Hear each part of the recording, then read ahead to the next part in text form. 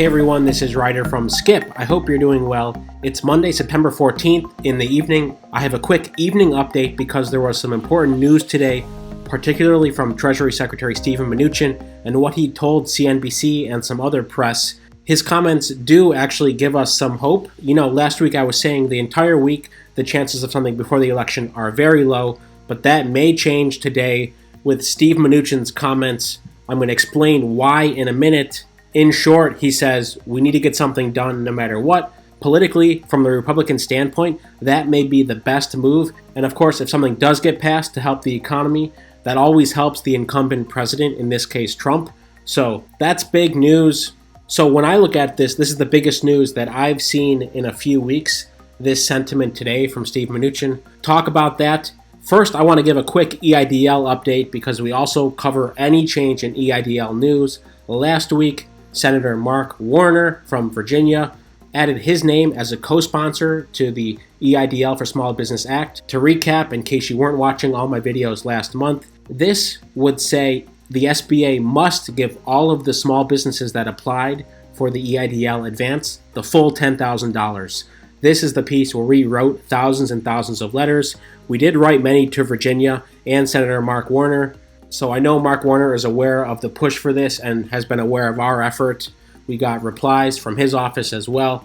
So that's great to see his name added here as of last week. But let me jump back to stimulus because this is the big news. Here's a piece from Fool.com.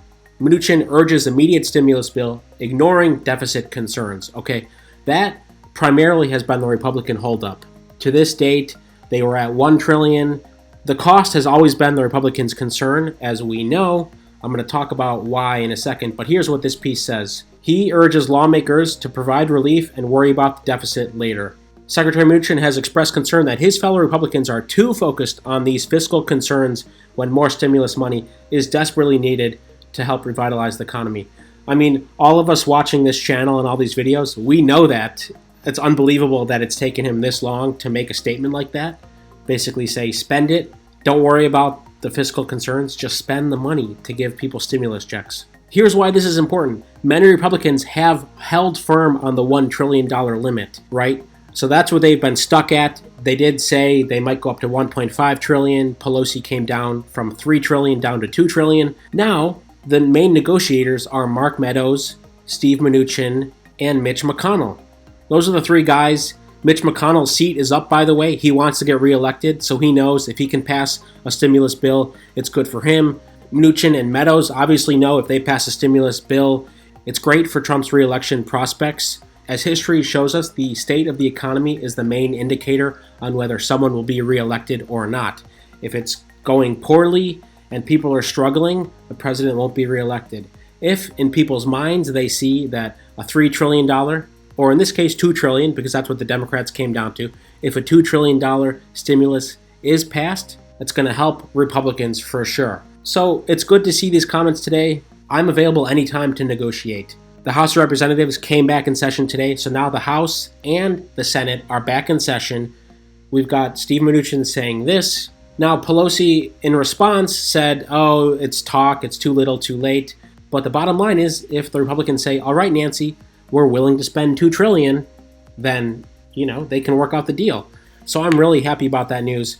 But here's what else I want to say. Please like this video, and there's one big reason. All of our YouTube revenue this month is going directly back to people like you. We are still donating 100% of our YouTube revenue. Now, the biggest indicator of whether we will have a lot of money comes down to you.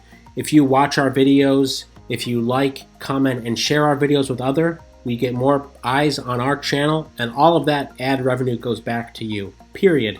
Now, Google controls that. If people search EIDL, we come up right now. If people search stimulus update, we do not. We want to get here. Again, that's going to be the biggest driver for new people, not you folks who've been watching our channel for a long time. But as of right now, we are the only YouTuber donating all of our money to give out to people like you, period. So like, subscribe, and leave a comment, especially if you are hopeful about what Steve Mnuchin said today. I'd love to hear in the comments. He said, don't worry about the deficit, $3.3 trillion. That's how high the Congressional Budget Office expects the federal deficit to be this year, and that's going to be the highest deficit since World War II. Here again is another crucial quote from him. I will continue to work on this. I've told the speaker I'm available anytime to negotiate no conditions. All right, that's great. So the skinny bill didn't pass last week. Mnuchin is ready to go up to $2 trillion. That's what this sounds like to me. He's ready to go up to $2 trillion and make it happen. All right, let's make it happen. Let's make S4227 happen, and let's make our $1,200 stimulus check pot of money even bigger, so in October we have good news and we can help as many people as possible. Thanks, as always, for watching. Stay well, stay healthy.